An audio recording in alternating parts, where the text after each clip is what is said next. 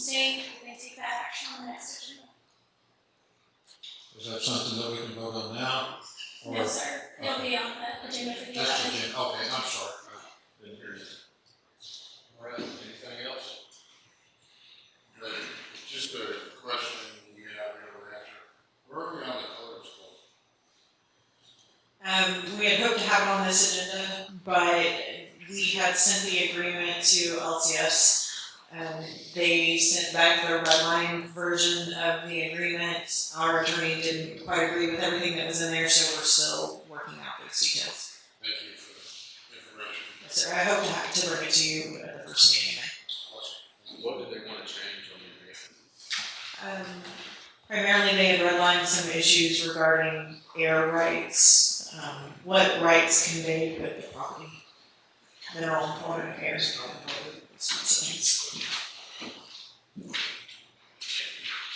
Anything else? All right, get a motion to adjourn workshop session. So moved. Second. All in favor? Aye. And all rise.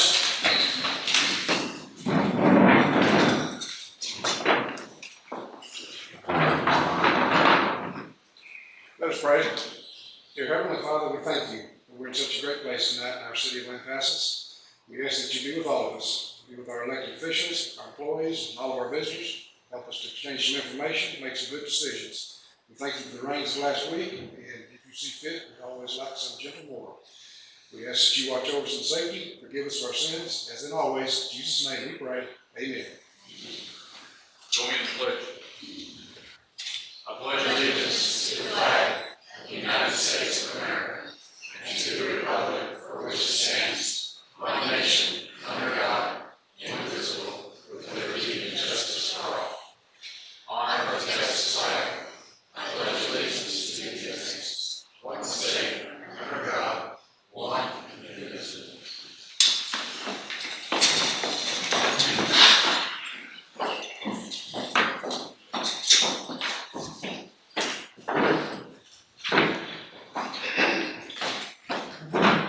All right, we'll go to citizens' comment. Any citizen who desires to address the city council on a matter not included on this agenda may do so at this time for possible posting, discussion by council on future agenda. The city council may not deliberate on items presented up underneath this agenda.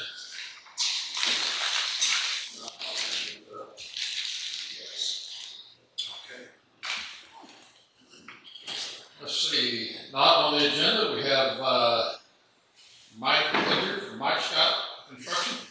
Yes, sir. Come on up.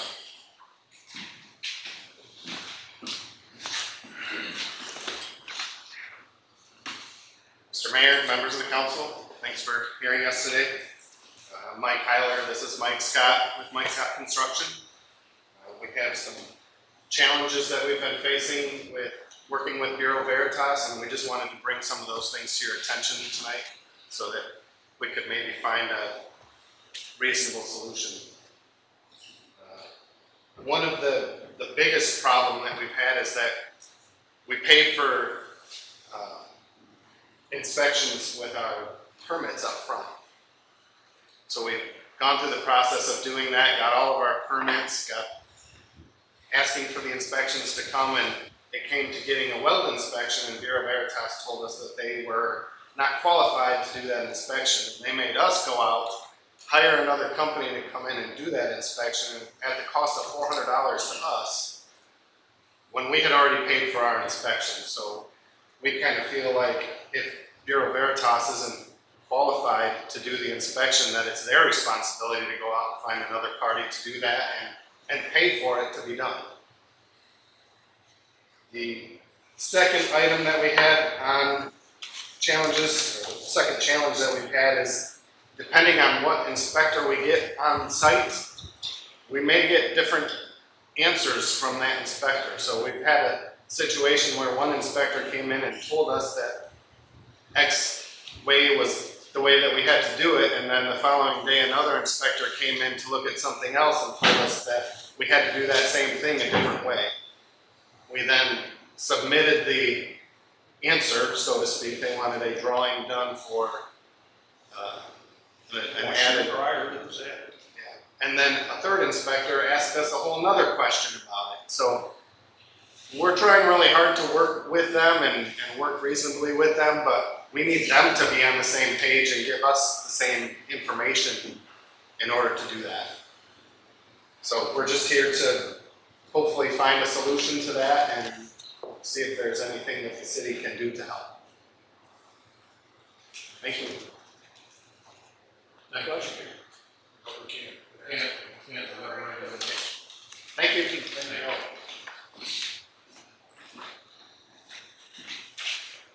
Next one up, Mr. Mike Irvin.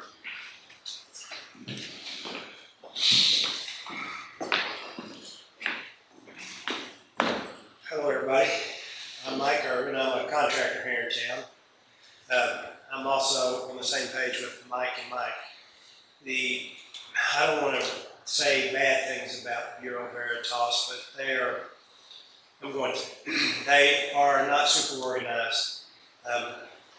When we had a building official here, both Brian Ellis and Frank, we could get a permit in a couple of weeks. I don't see where they were dropping the ball anywhere. I don't see any failures. I don't see any foundation failures. I don't see any structural failures. I don't see any increase in things being unsafe when they were here. I would like for us to get another inspector, another building official. The things that I find hard to deal with Veritas is sometimes when you're building these projects, the weather can cause you grief. Like when you set a foundation up and you need to get it in for rainstorms to come, especially this time of year, you need to get that thing in. And they need to work with you. How was it? 2 weeks ago, I was doing a job right over here on 5th Street, and we called in for an inspection for the plumbing and for the foundation. My plumber didn't put water in the line, so we failed the inspection on the plumbing, the pressure test for the drainage. We asked for that on a Friday. It's supposed to be done on a Monday, and we never heard back from them. Not us, not Rick Harden, not Eric, no one heard. So then on Tuesday, we called for a Wednesday inspection on the foundation, and the inspector shows up and fails us right away, doesn't even look at the foundation. And we had a big storm coming in, and we needed to pour that thing Thursday morning. And this isn't the only time that's happened. And the inspectors, this particular inspector, wasn't willing to work with me much. I called him and said, hey, I really need to get this in. And he said, well, the guy you got out there working on the foundation, I've had problems with, so I can't really do that. I'll be out there tomorrow. Well, we had a pump truck and concrete center for the next day. If any of y'all are in construction, you understand this gets, when a pump truck shows up, you need to be using it, and concrete. It's one of those things where you need somebody, you really need somebody, and I don't even call it going out of your way, but just step up and do their job and come inspect. And if they have to at the end of the day, well, that's the way it used to be with both Brian and Frank. And that's the way it is in a lot of municipalities. I've actually worked in some really big cities, Los Angeles. Now, it doesn't happen every time, but once you build a relationship with somebody, and that's what we are here in Lampasas. We're a small town. We're trying to promote people coming here, and we don't want them to have to deal with not being able to get a permit. And then when you do get a permit, as Mike was saying, have inconsistencies in the inspectors. So that's all I got to say. I propose that we look into getting another building official / inspector. That's all I got. Thank you. Thank you. Next one up, I believe we have Mike Scott again, or no? Okay. And,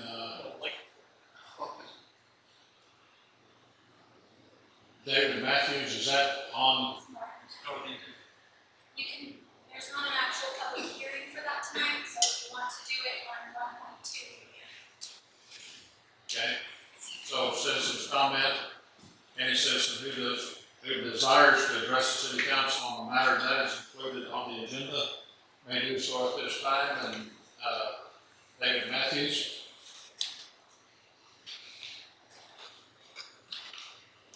Good evening, Mayor and Council. Thank you for hearing me.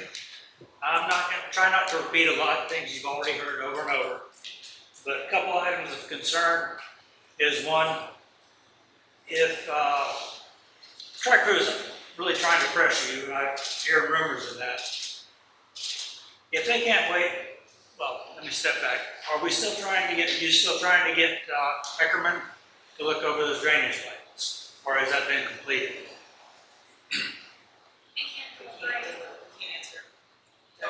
Okay. If you're still waiting, if Eckerman hasn't completed his review of those drawings, I say wait just a little bit longer, because one thing I learned in the Army is ground truth. You can plan everything, you can do a map study, until you get on the ground, your feet on the ground, you don't know if it's right or wrong. And I don't believe your outfit Veritas, they reviewed the plans that Tri-Crew produced. But did they go out and actually step foot on it, verify any elevations or anything physically on that land? If they didn't, that's what Eckerman can do. Because a plan is just a plan until it's got ground truth and everything fits. One other item, I was looking over the drainage stuff, and I don't see where, okay, they're going to put their big ditch down the middle. Maybe it works, maybe it doesn't. All that land's going to be pushed up. Where's the water that's currently running on my property and Dale and Betsy's property? Where's that going to go? Are they making allowances for all that water that's coming from upstream 4th Street right down? And it doesn't go to where the concrete goes underneath 4th Street. Where it goes off my land and Dale's land goes right into the ditch and carries on down our property line. If they didn't make allowances for that, then they're wrong, and they're just not planning properly. One other item I'd like to say, I've got a newspaper clipping that says we're running out of sewer capacity. And then many plans, P&Z meetings ago, oh no, we have capacity.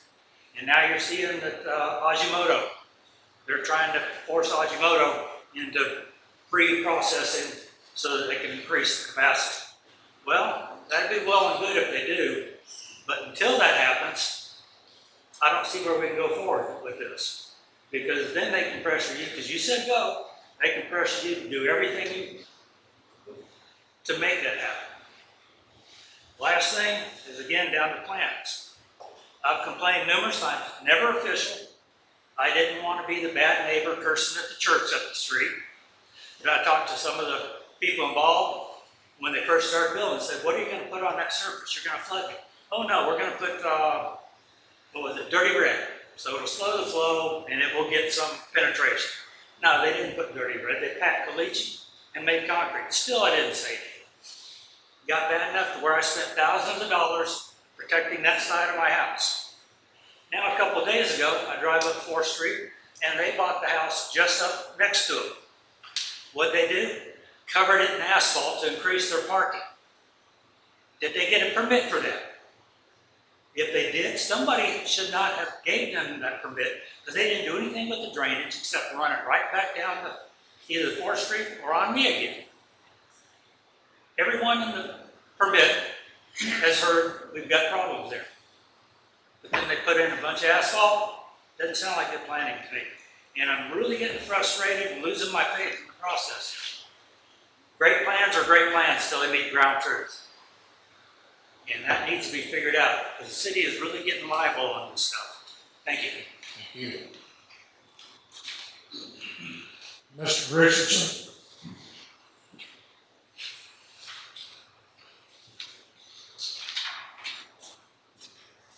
Good afternoon. It's going to be about the same stuff y'all heard before. Feel like that we're making their problem our problem. I'm going to back up a little bit. Sir, I think you asked me a question if I had a problem with the houses at one time. My answer to you is no. I have a problem with the drainage. I just want to get that clear with everybody. can't tell them what to do with their property until it starts damaging my property. I feel like that the drainage, that if they can show me where the drainage goes to the creek on their property, you won't hear nothing from me. I have no problem with it. But until then, I feel like we have a problem. I think the city has a problem. I think the biggest problem is on the city myself. We got a problem with Sefco, we got a problem with the church, that the city has not done one thing. Half that water, if not more, comes down in the fields that's going to end up on me because of the city. And I think it's something y'all should address, and I think it's going to be a problem for the city. That's the way I look at it. Thank you. Thank you, Mr.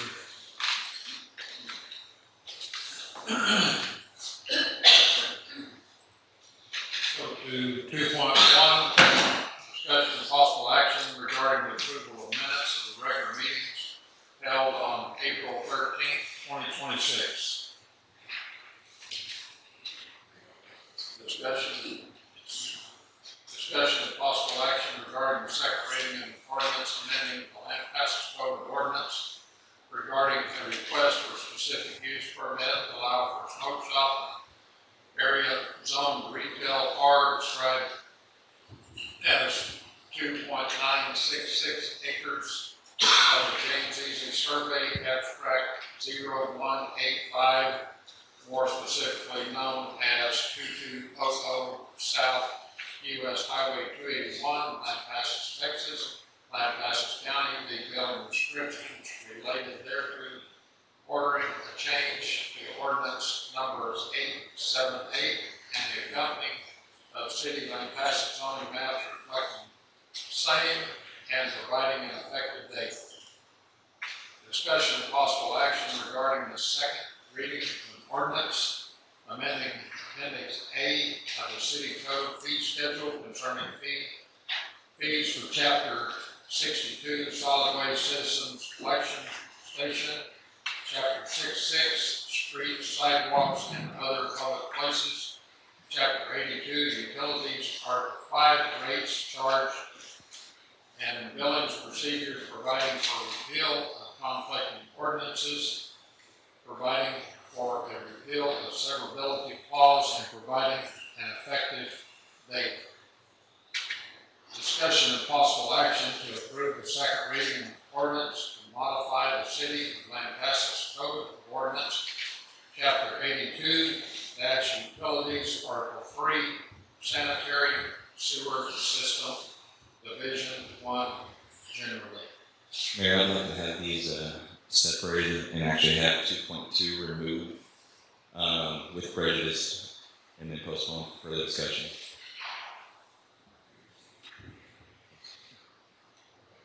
Mayor, I would also like to pull up 2.1 on the minutes for the discussion.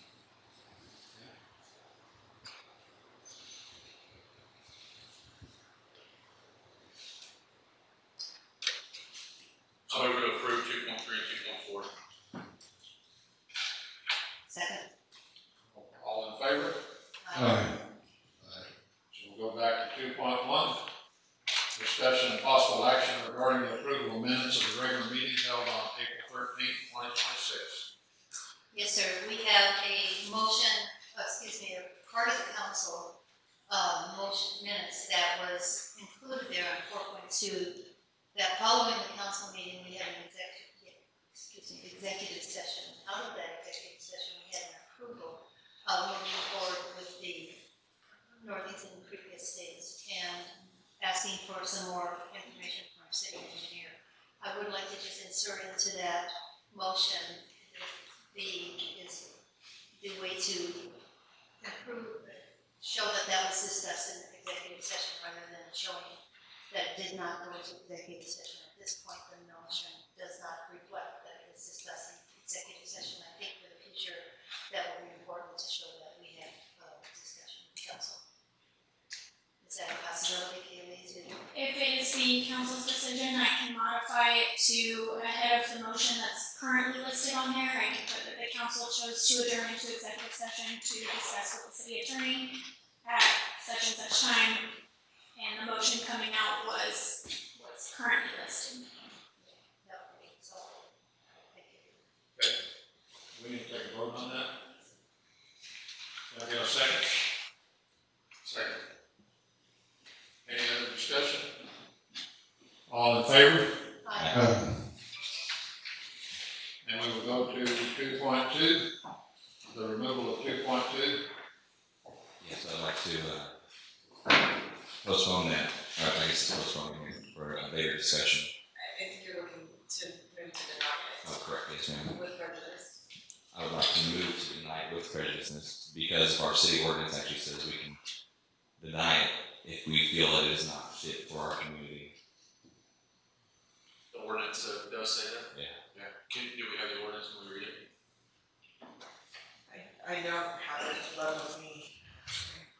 I don't have a basis to make that decision that it's not for our community. I do not recall any information provided to the council on that basis.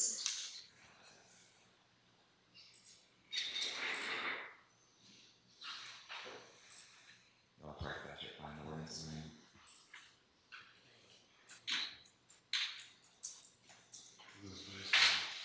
This is based on legality. Legality Legality. of, And that legality was not correct.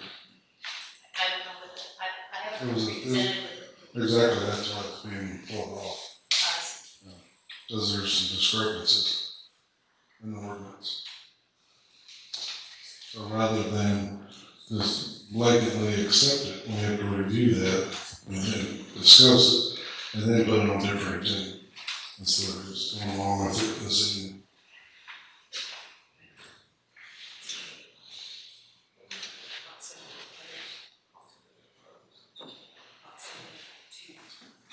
So yeah, because putters and gutters, it can be pulled off as it's too close to putters and gutters if you label that idea as a children's facility. I mean, but I believe also in the ordinance it says if the council feels that it does not reflect what the city would like to see. So I mean, it leaves it pretty open in our ordinance for just pure how we feel. I mean, that's what the ordinance says. The only thing that I recall was how distant it was from, and the answer from our staff was at times door to door versus property line to property line. Is that clarified? It is clarified. Apparently there was some debate when adopting ordinances whether to consider it door to door or property line to property line. It was adopted as property line to property line. The subject property is approximately 106 feet from the putters and gutters property. And the ordinance says 300 feet.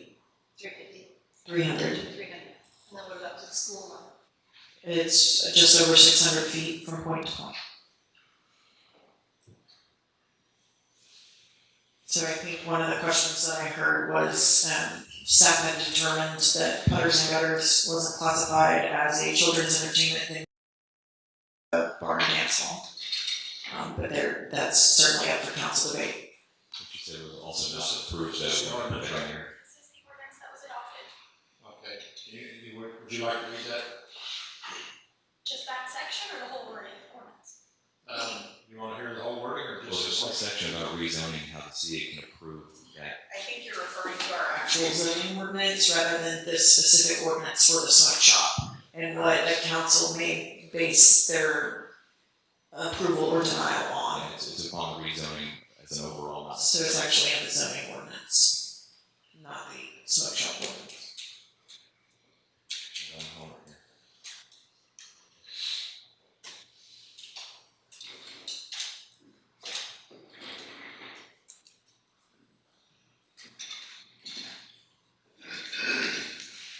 Sorry, please, give me just a minute, so.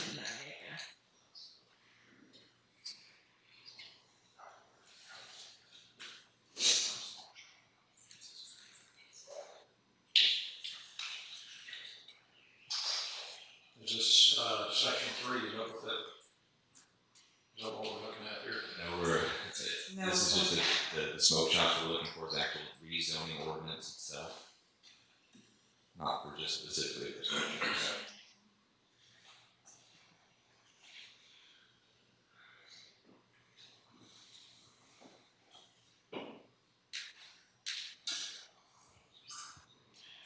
Am I understanding this correctly, that we have a possible contradiction between two ordinances?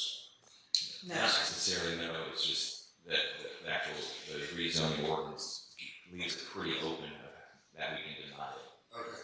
Yeah.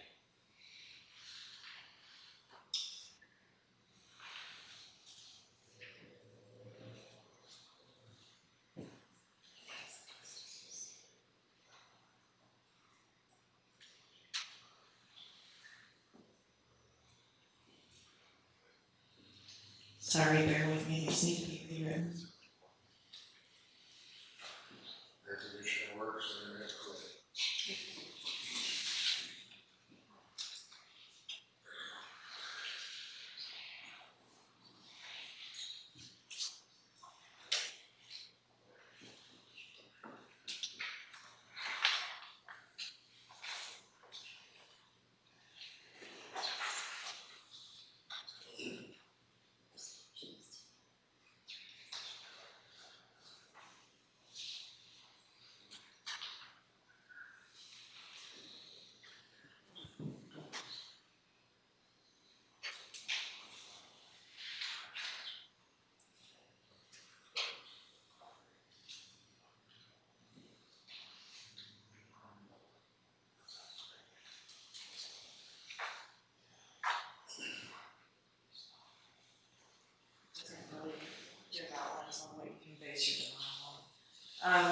Typically, it has to do with decreasing property valuations, incompatibility with the subject area.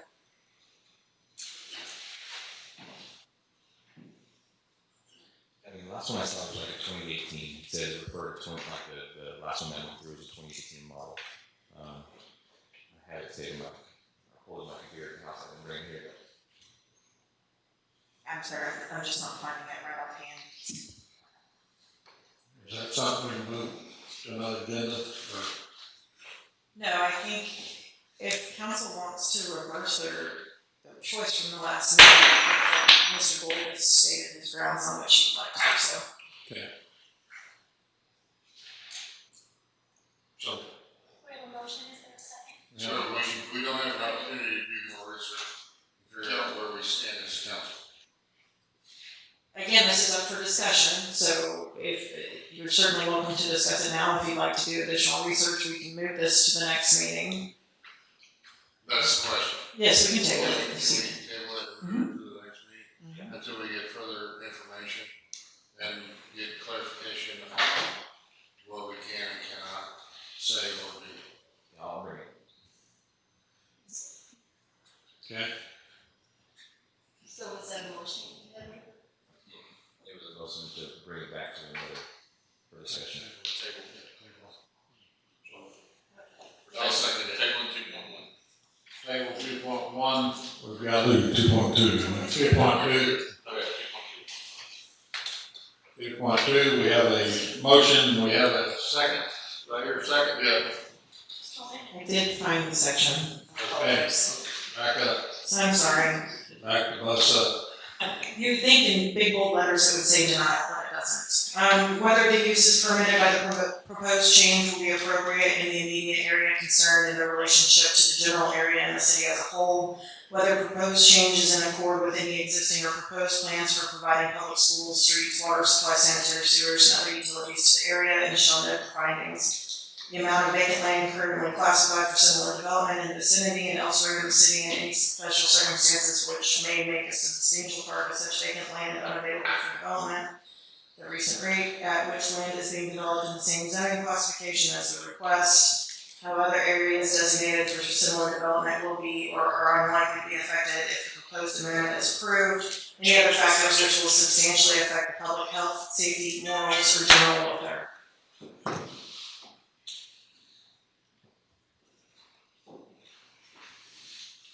So the line down here is, I mean, I don't know.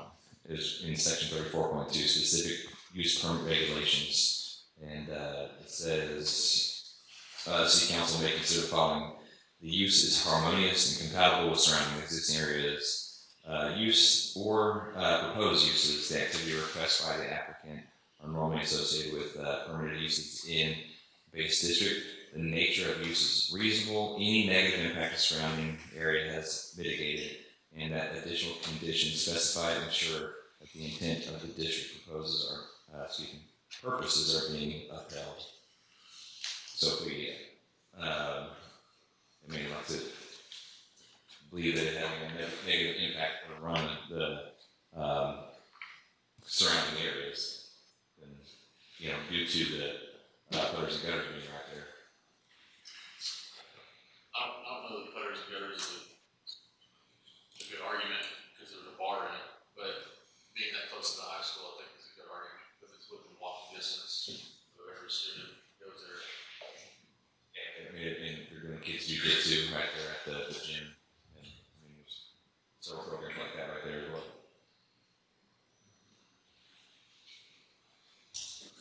The motion on the table is now to hold off until next meeting. That is the motion on the table.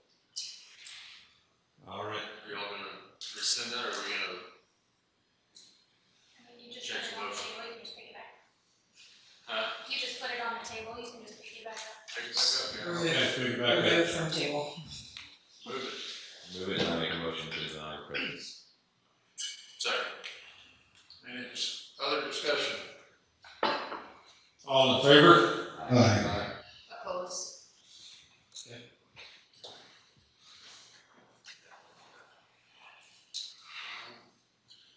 All right, we'll go to boards and parks reports, 3.0.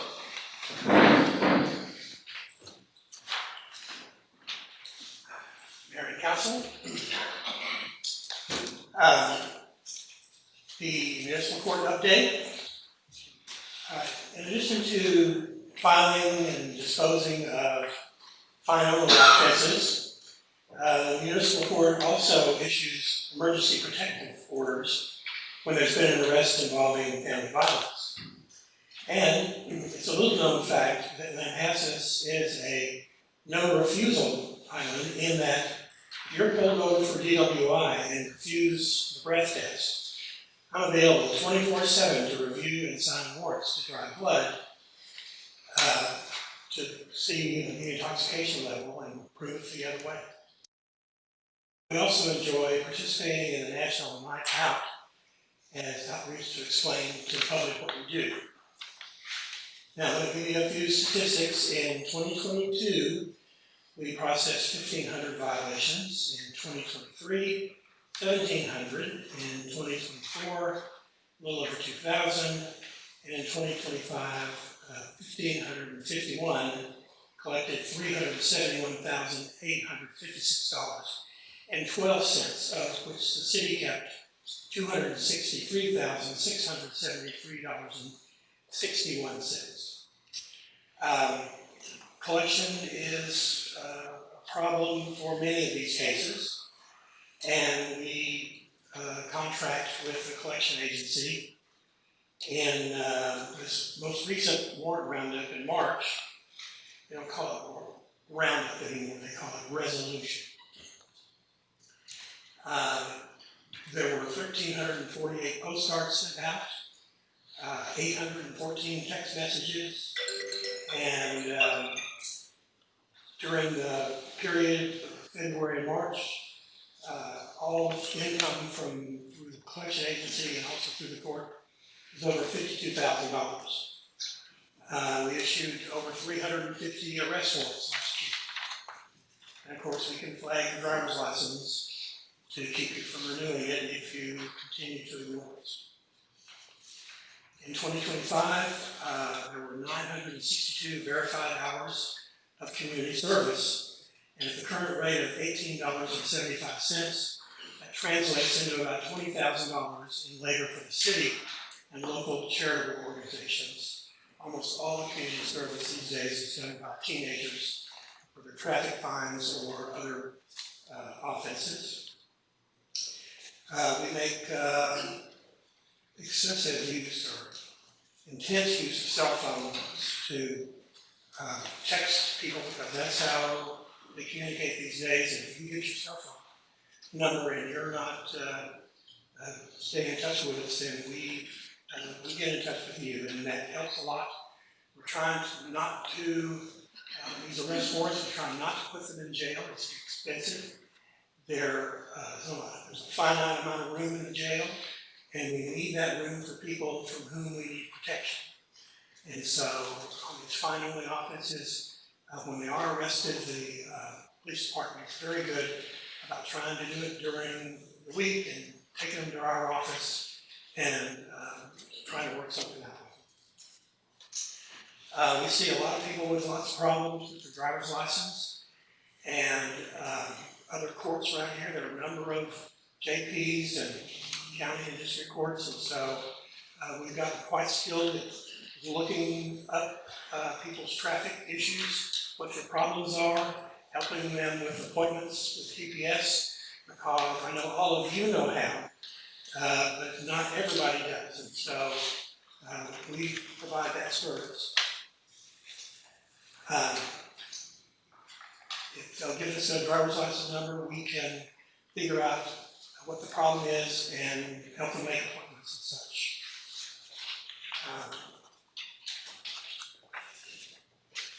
There are, we have 17 open cases with city ordinance violations. Lieutenant Montgomery is working with the court and his law firm on a strategy to get those properties in compliance. Last year we talked about implementing the youth diversion statute, because before, in order to give you community service and dismiss your case, you had to plead guilty. And they changed the law, and now we can do it on the front. And 28 juveniles have taken advantage of the program. 18 have completed it, 2 have failed, and 8 are in show cause, which we will determine their compliance. So it's a good program if kids and hopefully their parents buy in. It takes care of their non-traffic offenses, like minor possession of alcohol or consumption. And that ends my presentation. Do you have a question? I had a question, Judge. On the 17 open cases, is it substandard structures, or does it include mowing, fine, not taking care of their property? I know we may not have specifics. Have any of those came to a finality or end result? We got 17 pending. There have been about 50 cases that have been filed in the last 2 years. And some of them were structured, and I can think of one that ended with property being sold and being cleaned up by the new owner. Most of these are trash and weeds and garbage that the owner either is unwilling or unable to clean up themselves for whatever reason.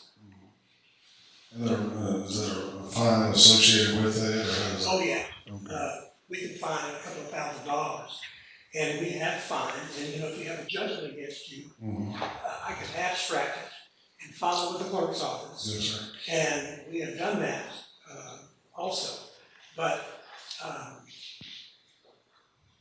there's no abatement money, and so that keeps one on our time. We don't have that remedy, and so since you got me on the soapbox here, it would be helpful if we could do that. Okay. Well, that's what, I think we as a council, we as a city would definitely like to see those improved. If we can help in way we can, we will.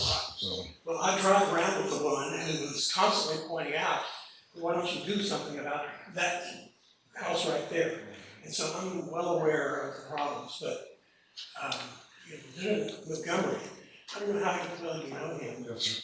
but he is like a dog with a bone, and so excited that he's decided to grab the reins and work on this for us. Okay. So I'm optimistic. Thank you, sir. Do that. Anybody else? Thanks.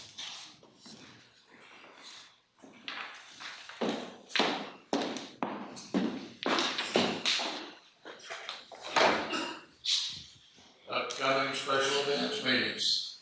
Mayor and council, tomorrow is the last day for early voting from 8 to 5 at the county annex building. This coming Saturday, May 2nd, from 7 a.m. to 7 p.m. is election day, and we'll have results after they count them at 7 p.m.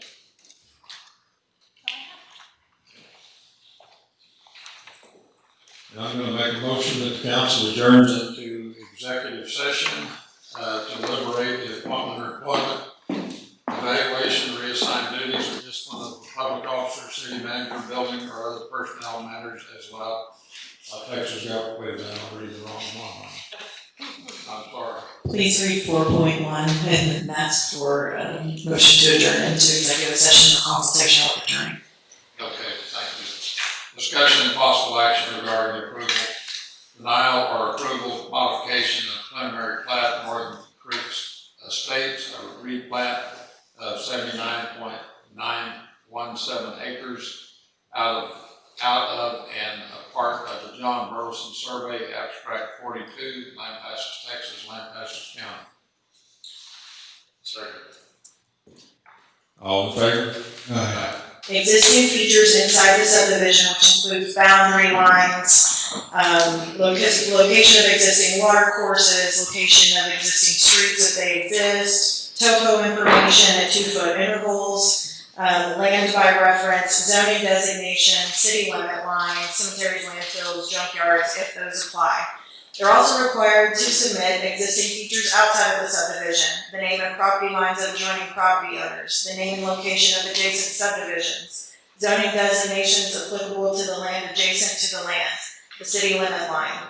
They're also required to show new features inside the proposed subdivision, including the proposed name of the subdivision, the location, right-of-way, width, and names of proposed streets, the approximate width and depth of all lots. If the sidelines are not parallel, the approximate distance between them at the building line and at the narrowest point should be given. The location of building lines, alleys, and easements. The location and approximate size of sites for schools, churches, parks, or other special land uses, and the approximate acreage of the property to be subdivided. That's all that's required of a preliminary plat. They're not required to show their drainage features yet. They're not required to show their utility plan yet. However, we have been provided with those have been submitted to Bureau Veritas. There will be another part in this process that contains the final plat. When they file for consideration of final plat, the final plat will contain things that are contained in the preliminary plat, but it will also include new features in the subdivision, including streets, lengths and bearings of all tangents, dimensions from all angle points to curve and adjacent side lot line, water courses and easements, utilities, locations and sizes of all proposed utility lines, appurtenances, manholes, fire hydrants, flush assemblies, lift stations, sewer and water lines. We're already getting a look at that from Turley Engineering. After they submit their request for a final plat, they file it. The Planning and Zoning Commission and the City Planner shall each be furnished with 3 legible prints and the original tracing of the final plat. These documents shall be filed in the office of the City Planner in City Hall. A filing fee shall be paid to the city. Then comes a review. Within 10 business days after filing for the final plat, the City Planner or a person designated by him shall review the final plat as to form and content, and may return the final plat to the subdivider for correction as to form and content. Then the final plat will have to again go to P&Z, and after being heard and considered by P&Z, it will come back to the City Council for final consideration. Then there's a process of filing construction drawings prior to construction beginning. So I think that some of you are hearing that if a final plat is approved tonight, they can start construction tomorrow. That's not the case. There's a whole other leg of this process to continue to go through. Additionally, the subdivider has to put up a maintenance guarantee prior to final acceptance for the maintenance of the completed public improvements. So water, sewer, drainage infrastructure, things of that nature. The subdivider shall file with the city manager or his or her qualified designee a bond or other such guarantee acceptable to council, executed by a bank or surety company holding a license to do business in the state and acceptable to the city council, in an amount equal to 10% of the estimated construction cost of the improvements required, as estimated by the subdivider and approved by the city manager or his or her designee, condition that the subdivider will maintain such improvements in good condition and without cost to the city for a period of 2 years after acceptance of completed construction. Such money in escrow or bond shall be approved as to form and legality by the city attorney. Further, security and or maintenance guarantees shall not be released by the city until all the requirements for approval and acceptance of improvements have been met.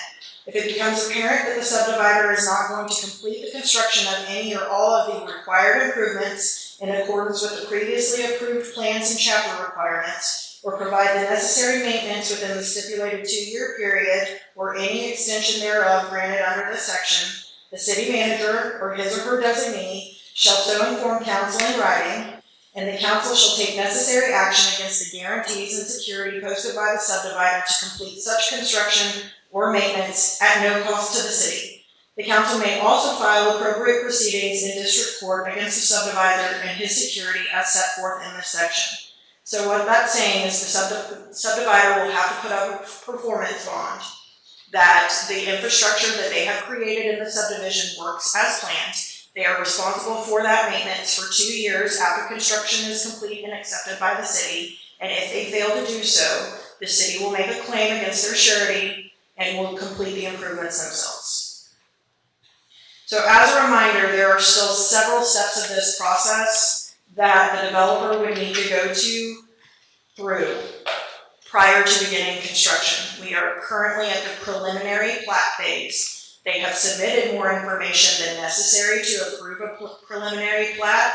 They will need to, again, there's going to be, once a final plat is filed for, within a 10-day period, our representative will begin a review of those final documentations and provide correspondence back on what they feel needs to be corrected.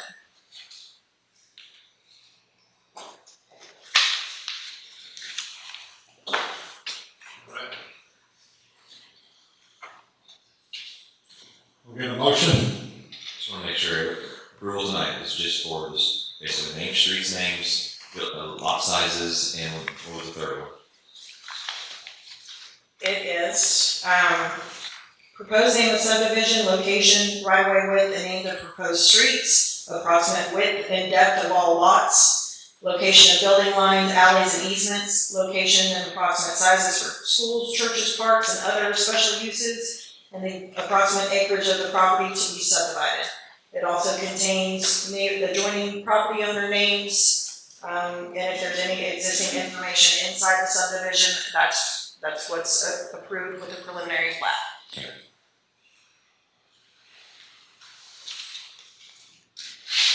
I make a motion to approve the preliminary plat of Arlington Creek Estates at a replat of 79.917 acres out of the part of the John Wilson Survey Abstract 42, Lampasas, Texas, Lampasas County. Second. Any discussion? All in favor? Aye. Aye. Excuse me, has the modification been met yet? Pardon me? We're going to look at this. We cannot legally require them to create a new assessment With an not for a unbiased preliminary plat. Do we have any names on that? I don't know. You got a name? Anybody, any other names? So one name? Okay. 4.2, discussion and possible action regarding a mural on Kendrick's Bog by Vision Lampasas.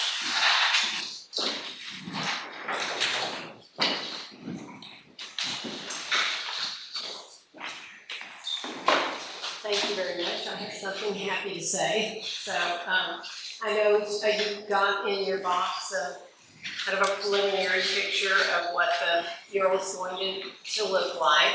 It's going to be on the spa in, on 281. And so we have already started it. This is the second time I've come to you with, we already started, so please say yes. But we're very proud of it, and if you have a chance and would like to go by and see, we'd love to see what you have. These are some pictures of what we've done so far, and we've only been working on it 6 days, so we're really making a lot of ground with it. And I don't know if you even would be interested or to know how we end up doing this, but this is a kind of a preliminary picture of it. We flashed this up at night onto the wall, and we had probably 8 or 9 people that helped us do it. We were on ladders and this and that, and then we put all those lines have to have, all the spaces have to have a letter on them, and then we paint according to the letter and number. So it is going to be beautiful, and it's landscape, and it was brought to our attention today when someone came by to say they loved it. They said when you stand back from it, all the surrounding landscape hugs that building, so it looks like it's just a continuation of it. So it's going to be very beautiful. Joe Abels owns the building, and the spa's name is going to be Kindred Spa, and the mural's name is what is it? Healing Waters. Healing Waters. Healing Waters. So they're going to tie the title of the mural in the springs. So it's a paid by number. What's paid by the mural? I could even do it. Oh, anybody can. If you've ever, stopped and painted a coloring book with your children or grandkids, that's exactly how it is. There's little squares. They have a letter and a number. You pick up the can that has the letter and number. Grab your brush, and that's all you paint. It's just that little piece. This is going to be it's 20. I think it's 18 feet tall, and I think it's 100 feet long. So it's not too long, but we'd like for you to give us permission to finish it since we've already started it. I make a motion to, sorry. Did you get a permit for it? Yes. The permit was not issued to us, we just went on with it. The first one we ever did, we had to give a $250 signage fee, and once it was finished, then they refunded the signage fee to us. Anybody have any questions? No? Davis, I know you want to come and paint. Yes, ma'am. Anytime that I'm you're gonna ready. bring the mayor with me. I think everybody should come, and I'll give you cookies. I'll feed you. Davis can only use his fingers. He can't use the brush. Oh, yeah. Okay. So, Well, thank you very much. I appreciate it. Thank you. we'll make the motion to approve the mural design and placement on the Kindred Spa building. Second. Any other discussion? All in favor? Aye. Thank you very much. Appreciate it. 4.3, discussion of possible action regarding the approval of contract amendment between City of Lampasas and Frontier Texas Venture LLC for solid waste services. Mayor and council, you'll recall at our last meeting, we discussed that the recycling center was taking a fairly significant loss in revenue, about $25,000 on the year, so 6 months into the year. So we presented an option that provides curbside recycling for the residents, and it was suggested that we send out a survey. We received minimal responses, 44. In a week, so that's really representative of about 2% of our solid waste customers. I'll give you the numbers, but it's certainly not a good sample size. 52% of the folks that responded said that they would be happy with a cart provided by Frontier. 38% said that they would be happy with a one-day pickup only. 70% said that they would utilize curbside recycling, and approximately 22% currently utilize our recycling center. What was the last one? 22% currently use the recycling center. So I did my own personal survey of 18 individuals in the city.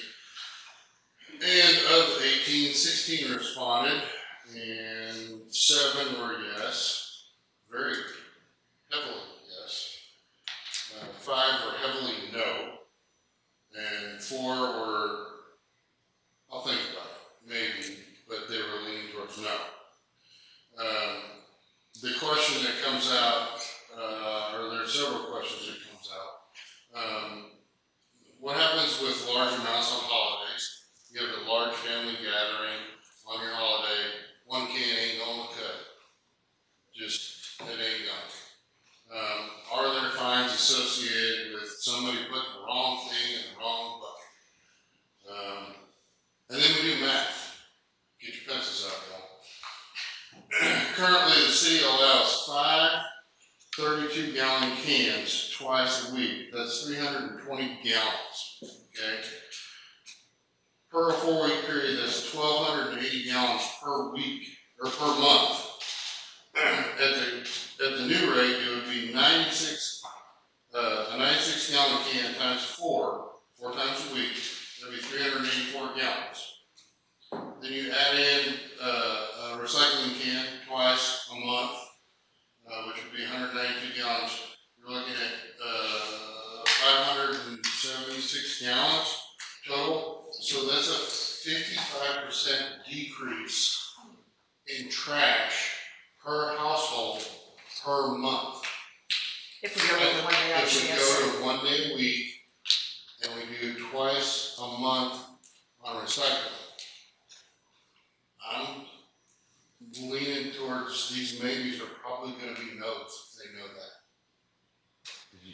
The twice a week is a big thing in this community. We really like twice a week. And I tried to explain, you know, my questions were, would you be willing to pay $2 more per month? They provide the cans. It's their responsibility. If it breaks, get lost, or stolen, whatever, they fix it, they replace it. Try to build that up. But they don't like the once a week, and I think people are realizing that I can't, if I have a big family gathering, you know, nothing against y'all, I love y'all Frontier Yard, great. Y'all show up on time, you get my trash. They're early. And to be They're early, yeah. They're out there before 7. Well, not mine. To be clear, staff is not advocating one way or another. We're just at the point of needing to have a very serious conversation about the recycling. I love the idea of curbside recycling. I mean, I could have utilized it today. But at the same time, I mean, again, I live alone. I don't have a whole lot of trash, so it's not a big deal for me. But I understand, there are some houses in this community, whether everybody wants to admit it or not, there are multi-family houses. You know, there are some houses that I'm aware of that you got 6 or 8 adults that live in that house along with children. You know, they produce a lot of trash, and I see it as I drive by on the road. You know, so that they're gonna have to buy an extra can, you know, do whatever they gotta do. And they're seen to be managing with what we currently have. So, y'all take it for what it's worth, however y'all think. What are you proposing? I don't think we need to accept this. We need no changes of. Yeah, I don't think we need to change it. So keep the recycling center as is. I don't think it's viable to keep the recycling center. It's a loss of money. I don't personally utilize it, this was one of the comments that came back to me, was I would use the recycling center, but I don't want to drive my recycling over there. I'll be honest, I'm the same way. I just assume just throw it in the bucket and go on about my day. You know, why am I gonna take an extra step? You know, it takes time out of my day, and money out of my wallet to go do that. I would prefer to have it at curbside. But the response that I get, I don't think this community is ready for it for once. I guess clarification, Shirley, with the once a week and you have a 96 gallon, is there allowable trash in bags outside of the 96? They'll have to be in the trash receptacle because it will be an automated Automated pickup. only. They do have the option to get a second can for $9 a month. Okay. So one of the things that was talking to me about, one of the really smart people, much smarter than me, was, and it sounds horrible, but basically they're gonna have less personnel on the ground to dump your trash, and they're gonna be taking less, but they're gonna charge you more. Well, that's assuming that everybody has the same gallon. I understand. Yeah. I totally do. And again, I'm one of the exceptions. I live alone and I don't have a lot of trash. Once a week is totally fine with me. Yeah, I mean, that's, You know. So I think, it seems like we're not heading towards approving this tonight, which is completely fine. Mike knows that that's probably how it's headed. We will be coming to you guys with an amendment for the roll-off dumpsters, very soon. So they'll work on that contract amendment. We will likely schedule a work session in the very near future leading into budget on the future plans for the recycling center. And that gives staff some time to research alternatives. For example, in a municipality I was in before, we had recycling trailers that we obtained through the Council of Governments that would be hauled off to a recycling center. We just likely wouldn't service them as often as what Frontier is currently doing for our recycling, which means they fill up in about 24 hours. But we can look into some potential alternatives. I'll make one comment on this. So my hometown, I'm not gonna say the name because Eric will make fun of me. They moved to this program about 15 years ago, and there was a lot of pushback early on this idea, same thing. And they had to buy their own trash cans.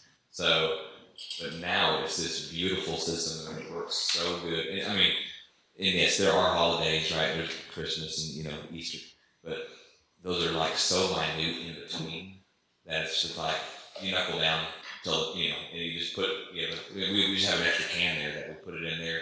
And then we'll dump it in, the following week if we have to.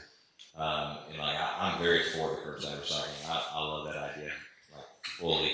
Like I'm for this completely. I've seen it in action, and it works really well. And I don't disagree with you. I'm for the curbside recycling. I would like to have it. And I think eventually this is something the community can use and accept. But the feedback that I'm getting is not today. Mayor and Council, if I may, we did receive a second quote from them to include 2 pickup days a week. So if that's what we're stuck on, I mean, it is an option, it just comes at a higher dollar amount. And that one was $27.07 per month. 27.7. Well, that's the base fee, then with the charge to the customer would be $31.13. Yes, just in comparison with what's in front of you, which says $23.67. The difference in the 1 day is the $27.07. But that is Frontier's cost to us, not what customers charge. I think if we could get numbers together and basically what I could go to the 18 people that I already asked. I do have that prepared, so I can send that to you. Yeah, that would be awesome. And so that like I told you, the 7 folks that were yes, they were emphatically yes. And the 5 that were no, they were emphatically no. So, but the reason they were no is they were against 1 day a week. Sure. So. I'd like to just say that the trash service we have, the people have been incredible to work with, the people on the street, the guys that pick up, they're wonderful, so I appreciate that. All right. Get a motion? I got to be tabled, and make motion to table. I second a motion to table this until we get further information regarding rates. Okay, need a second? Second. I thought that was the first one. So, yeah, Whatever. I just clarify this. Third. Third. We're ready to vote? We're ready to vote. Okay. Unless you got something. No, sir. All right, all in favor? Aye. So, All right. does council want this on the next agenda or for further conversation? I think we need to talk about it in the budget, Okay. in my opinion. Sounds good. I think it's something that's wanted and needed. We gotta get it, well, P's and Q's. A little bit more clarity. I think the budget's a good idea. All right. 4.4, discussion possible action regarding the acceptance of fiscal year end 24-25 audit. Mayor and council, you heard from our auditors at our last meeting. This is just a formal acceptance of the audit that they presented at that meeting. Make a motion to approve and accept the FY 24-25 audit report. Second. Any discussion? All in favor? Aye. 4.5, discussion possible action to approve the change order for the CDD 23-0267, otherwise known as the Community Development Block Grant project in the amount of $52,762. Mayor and council, this is just a second change order for the CDBG project. It's an addition of 2 box culverts that weren't previously identified needing replacement. They're low profile, they were required being cast in place, indicating the increase in new cost, as well as the addition of a concrete bottom to an existing culvert that doesn't have one that wasn't previously identified.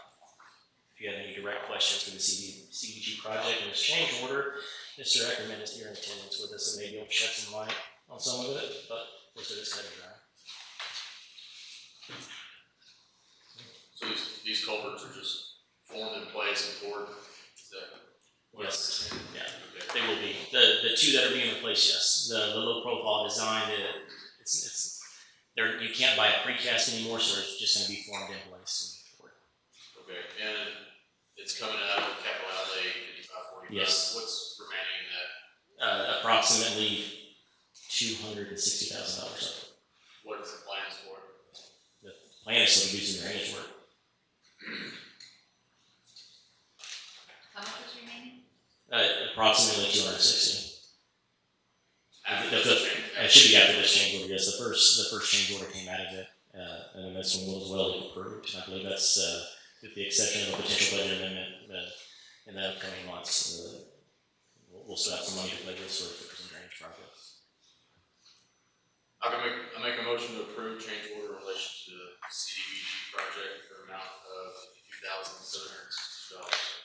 Second. Any discussion? All in favor? Aye. Madam Secretary, could you read the executive session? Part we haven't done. Yes. The City Council of the City of Lampasas, Texas will meet in closed executive session pursuant to the Texas Government Code Chapter 551 as follows. Section 551.087, Economic Development regarding Project Heavy Load and Scott Holmes. Section 551.071, consultation with the city attorney. Section 551.074, personnel matters to deliberate the appointment, employment, evaluation, reassignment, duties, or discipline of a public officer or employee, city manager, and building official. We can take a motion to adjourn into executive session. So moved. Second. All in favor? Aye. Screw these. You get a goodbye present for a year? Were you on You got half a person. Pat on the back. Wrong Yeah. line. Nothing coming out of executive session this afternoon, and get a motion to adjourn. So moved. Second. All in favor? Aye.